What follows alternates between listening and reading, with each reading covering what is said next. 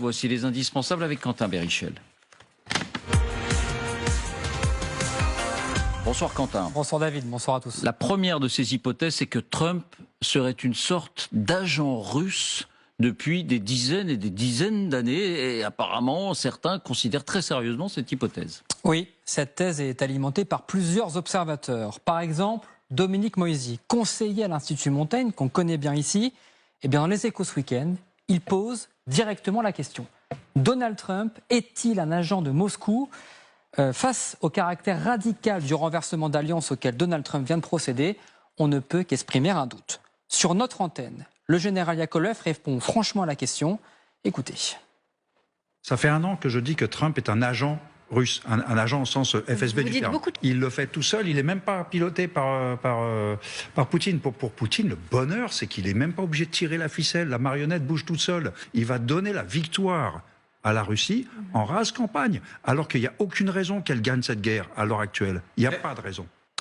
Et ce week-end, un témoignage est venu en quelque sorte apporter de l'eau à ce moulin. Celui d'Almour Moussaïev. C'est l'ancien directeur des renseignements kazakhs. C'est surtout un ancien gradé du KGB spécialisé dans le recrutement d'hommes d'affaires occidentaux dans les années 80. Et voilà ce qu'il livre. En 1987, notre direction a recruté Donald Trump sous le pseudonyme de Krasnov. Alors face aux doutes nombreux qui s'expriment, des enquêtes ont été menées, souvent approfondies, notamment par Antoine Vitkin, dont la réputation de journaliste est solide. Dans son documentaire « Opération Trump, les agents russes à la conquête de l'Amérique », il est remonté au premier contact que Donald Trump a noué avec la Russie et qui remonte effectivement à il y a plus de 40 ans. Avant même 1987, Donald Trump est déjà un homme d'affaires. Il est déjà un magnat de l'immobilier, déjà milliardaire, mais il perd beaucoup d'argent. Ses appartements de la Trump Tower ne se vendent pas. Il se serait alors rapproché d'hommes d'affaires russes, dit-on liés au crime organisé, et qui vont lui acheter plusieurs dizaines de ses appartements.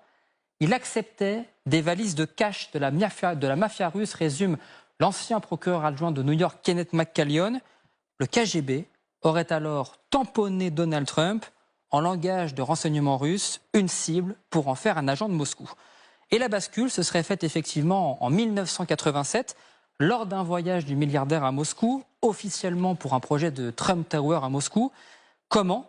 Eh bien, selon le journaliste Régis Janté, qui évoque un soutien financier direct de Moscou, il est vrai que 20 ans plus tard, dans les années 2000, Trump aurait emprunté des millions d'euros à VTB, la deuxième banque russe, pour sauver une nouvelle fois son empire en difficulté. Il y a également cette vente providentielle de sa villa de Palm Beach à l'oligarque russe Dimitri Ribolovev, 95 millions de dollars, alors que le milliardaire américain ne l'avait acheté que 40 millions quelques années plus tôt. Alors l'oligarque était présumé proche de Poutine à l'époque, et selon une enquête américaine, Ribolovev n'a jamais mis les pieds dans cette villa. D'autres évoquent enfin une toute autre raison. Moscou l'aurait piégé lors de son voyage et détiendrait des dossiers compromettants sur lui. Écoutez l'ancien agent russe Sergei Girnov et Oleg Kalugin, ancien directeur adjoint du KGB, dans le documentaire d'Antoine Vitkin. Quand il est à Moscou, il va faire peut-être quelques bêtises, il va sortir peut-être avec quelques prostituées, s'offrir quelques plaisirs. Et ben les caméras de KGB sont partout et les micros de KGB sont partout. Nous savions quelque chose sur lui. What did you know? Quelque chose dont je ne veux pas parler publiquement. Ce qui est certain, c'est qu'à son retour aux États-Unis quelques mois plus tard, Donald Trump se met soudainement à s'intéresser à la politique, critiquant l'OTAN et les dépenses militaires américaines. Alors la deuxième grande hypothèse, elle est géostratégique. C'est ce que certains appellent Nixon à l'envers. De quoi s'agit-il ? Oui, il faut remonter aux années 70. À l'époque, on était en pleine guerre froide entre les États-Unis et le bloc soviétique. Et pour affaiblir son principal rival, le président américain Richard Nixon opère un virage diplomatique spectaculaire en se rapprochant de la Chine, pays communiste et principal allié économique de l'URSS. En 1972, les caméras immortalisent l'arrivée de Nixon à Pékin, qui visite la muraille de Chine et qui serre la main, vous allez le voir, du leader Mao Tse-tung, des images qui font le tour du monde.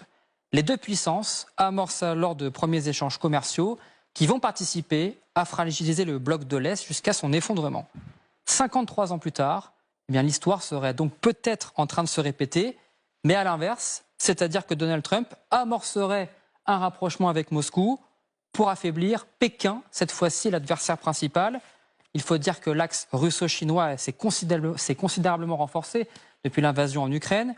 On ne compte plus les rendez-vous diplomatiques, les accords commerciaux signés entre Vladimir Poutine et Xi Jinping qui y vont systématiquement de leurs petits mots doux à l'attention de l'autre. Extrait. Мы выстраиваем наши связи на основе дружбы, обоюдного доверия и поддержки, равноправия и взаимной выгоды. Эти связи самодостаточны, не зависят от внутриполитических факторов и текущей мировой конъюнктуры. Китайско-российские отношения, стержнем которых являются вечное добрососедство и дружба, всеобъемлющее стратегическое взаимодействие, взаимовыгодное сотрудничество и обоюдный выигрыш, приобретают все новую жизненную силу. Alors, selon certains spécialistes, Donald Trump souhaiterait donc détacher Moscou du giron chinois. C'est également l'avis du géopolitologue Frédéric Ancel. Si effectivement il peut affaiblir le lien entre la Russie et la Chine par un coup de billard à deux bandes, au fond, Donald Trump fait d'une pierre deux coups.